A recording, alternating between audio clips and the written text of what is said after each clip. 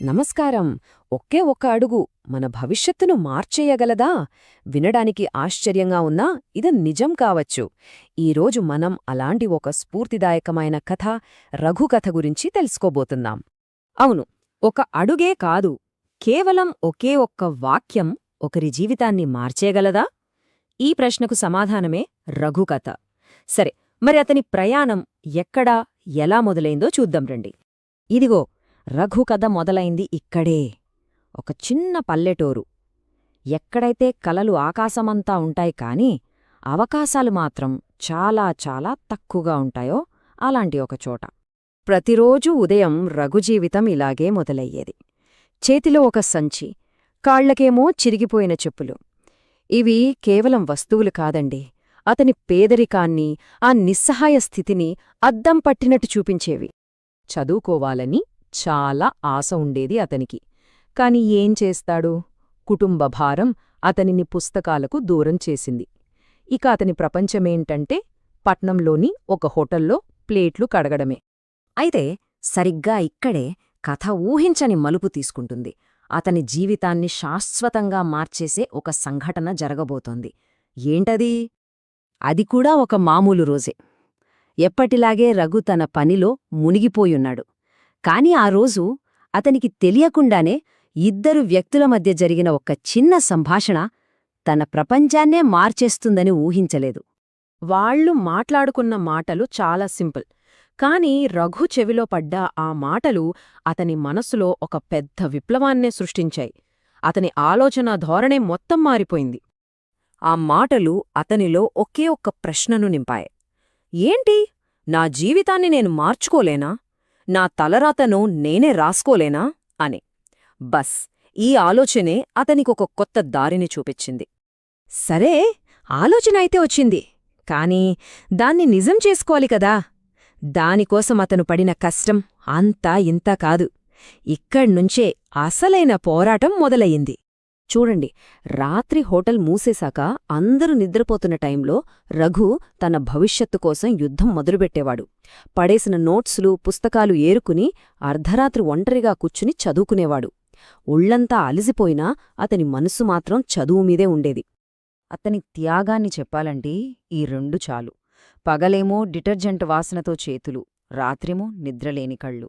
ఈ రెండిటి మధ్య నలిగిపోతున్నా అతని సంకల్పం ముందు ఇవేవీ అతన్ని ఆపలేకపోయాయి. అతన్ని ముందుకు నడిపించింది ఒకే ఒక్క ఆలోచన. ఒకరోజు నేను నా జీవితాన్ని నా చేతులతోనే మార్చుకుంటాను అని. ఆ ఇంజనీర్ల మాటలు ఇప్పుడు అతని జీవితానికి ఒక మంత్రంలా మారిపోయాయి. అయితే ఇంత కష్టపడుతున్నాడు కదా, ఆ కష్టం ఊరికే పోతుందా? పోలేదు. అతని అలుపెరగని ఈ కృషిని ఒకరు గమనించారు. ఆ గమనింపే అతనికొక కొత్త దారిని చూపించింది. ఆ హోటల్ యజమాని రాత్రిపూట వెలుగుతున్న చిన్న దీపాన్ని, చెత్తలోంచేరుకున్న పుస్తకాల్ని అన్నిట్నీ గమనించారు. రఘు కళ్లలో చదువుకోవాలన్న ఆ తపనను ఆయన పసిగట్టారు. మళ్ళీ కొన్ని మాటలే. మొదట ఆ ఇంజనీర్ల మాటలు స్ఫూర్తినిస్తే, ఇప్పుడు ఆ యజమాని అన్న మాటలు దారి చూపించాయి. చూశారా, సరైన టైంలో దొరికిన ఆ చిన్న ప్రోత్సాహం అతని జీవితాన్ని ఎలా మలుపు తిప్పిందో. అది కేవలం మాటలతోనే ఆగిపోలేదు. ఆ యజమాని రఘుని ఓపెన్ స్కూలింగ్లో చేర్పించి చదువుకి కావాల్సిన సహాయం కూడా చేశారు. దీంతో రఘు కష్టానికి ఒక దారి దొరికింది, ఒక గుర్తింపొచ్చింది. సరే, ఇప్పుడు మనం రఘు ప్రయాణంలో క్లైమాక్స్కొచ్చేశాం.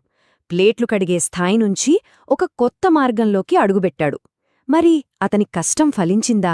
ఏమయ్యుంటుంది? అవును, ఖచ్చితంగా ఫలించింది. అతని కష్టం వృధా పోలేదు. రఘు పరీక్ష పాసయ్యాడు. ఇది అతని మొదటి అతి పెద్ద విజయం. ఆలోచించండి, ఇది కేవలం ఒక ఎగ్జామ్లో గెలుపు కాదు, తన మీద తనకి పెట్టుకున్న నమ్మకానికి దక్కిన విజయం. ఇప్పుడు చూడండి అసలైన మార్పు. ఏ చేతులైతే గంటల తరబడి డిటర్జెంట్లో నాని ప్లేట్లను శుభ్రం చేశాయో, ఏ చేతులైతే లెక్కలేనన్ని ఎంగిలిపళ్ళేలను కడిగాయో, అదే హోటల్లో అవే చేతులు ఇప్పుడు కంప్యూటర్ మీద అకౌంట్స్ చూస్తున్నాయి. ఇది కదా అసలైన విజయమంటే. అతని స్థానం మారింది, గౌరవం పెరిగింది, భవిష్యత్తే మారిపోయింది. అద్భుతం కదా. ఈ కథ నుండి మనం నేర్చుకోవాల్సింది చాలా ఉంది. ఒక అడుగు వేయడం వెనుకున్న శక్తి ఏంటో రఘు ప్రయాణం మనకు స్పష్టంగా చూపిస్తోంది. రఘు మాటల్లోనే చూడండి ఎంత గొప్ప విషయముందో. అంటే బయట పరిస్థితుల కన్నా మనల్ని మనం ఆపుకోవడమే, మనల్ని మనం తక్కువ చేసుకోవడమే మనకి అతిపెద్ద అడ్డంకి అనమాట. చూడండి, దీనికర్థమేంటంటే పెద్ద పెద్ద అవకాశాలు ఎప్పుడూ పెద్ద పెద్ద తలుపులు తట్టుకునే రావు. ఎవరో వస్తారని ఏదో చేస్తారని ఎదురుచూడక్కర్లేదు. కొన్నిసార్లు మనం విన్న ఒక చిన్న మాట, మనకొచ్చిన ఒక చిన్న ఆలోచన, మనం వేసే ఆ ఒక్క చిన్న అడుగే మన భవిష్యత్తుకు బలమైన పునాది వేస్తుంది. రఘు ప్రయాణం కేవలం ఒక వాక్యంతో మొదలైంది, ఒక చిన్న అడుగుతో మొదలైంది. మరి ఆలోచించండి, మనం మన జీవితంలో వేసే చిన్న అడుగులు మనల్ని ఎక్కడి వరకు తీసుకెళ్లగలవు? అది ఎలాంటి భవిష్యత్తుకు దారితీయగలదు?